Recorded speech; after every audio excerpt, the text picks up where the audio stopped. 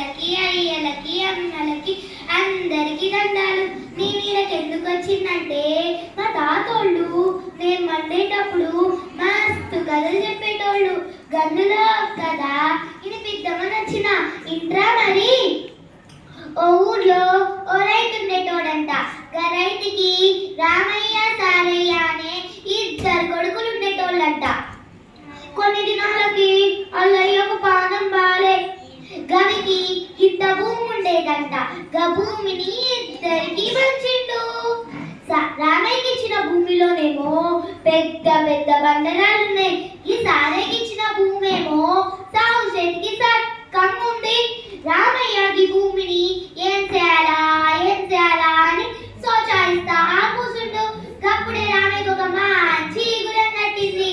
వెనక తిరిగి దినం రామయ్య ఈ పొలంలో ఉన్న రాళ్ళన్నీ ఓరైతే పొద్దెక్కే లోపు సాన తీతరో వాళ్ళకి 25 ఏళ్ళు ఇనామని ఈ పోటీలో సైతకు 500 పైగా కట్టాలని దండోరాయించిండు. ఊర్లో ఉన్న వాళ్ళంతా పోటీ పడిండ్రు. పోటీ మొదలైంది. జోరు జోరు చేస్తారు. చివరికి పొలంలో ఉన్న రాళ్ళు మొత్తం తీసిండ్రు. చివరికి పోటీ ఖతమైంది. రామయ్య బాగా చేసినోడికి ఈ నామిచ్చిండు. రామయ్య మిగిలిన పైపంతో అందరికి కడుపు నిండా ఊవబెట్టిండు. రామయ్య పొలం కూడా సాగు చేతికి సక్కైంది. మస్తు ఖుషైండు. ఈ రామయ్య వారం నుండి మనం తెలుసుకున్నది ఏంటంటే అయి ఇచ్చిన పొలం మంచిది కాదని కూకుని అలపానాలు తీసుకోక రాళ్ళల్లో కూడా రత్నాలు పండించచ్చని రామయ్య చూపిండు. ఇప్పుడు చాలా మంది రైతులు అలపానాలు తీసుకోవట్లా. రామయ్య లాగా సోచాయించి చూడండి. ఏమంటారు? మళ్ళీ కలుస్తా. దండాలు. Thank you.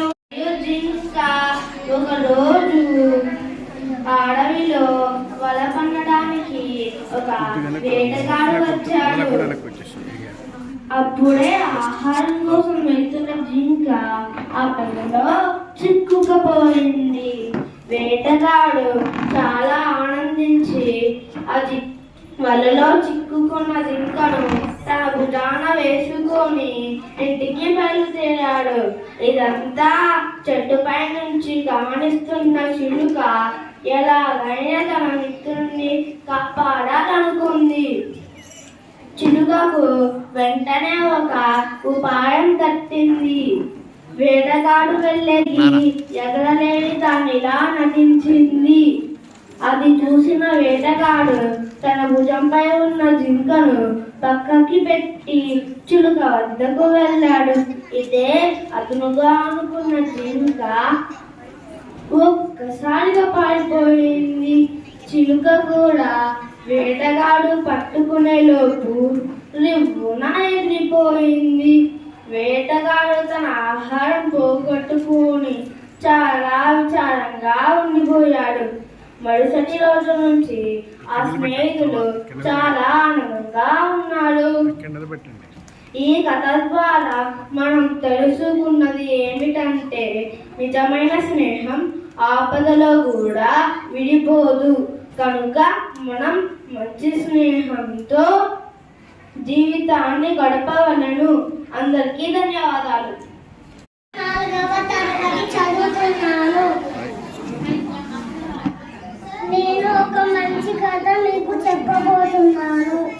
మాతృదేవో భవ, పితృదేవో భవ, ఆచార్య దేవో భవ, అతిథి దేవో భవ అని అన్నారు మన పెద్దలు. నేటి కాలంలో రుద్రుడు రుద్రాక్షమాల్లో ఉంటున్నారు. I am studying in first class.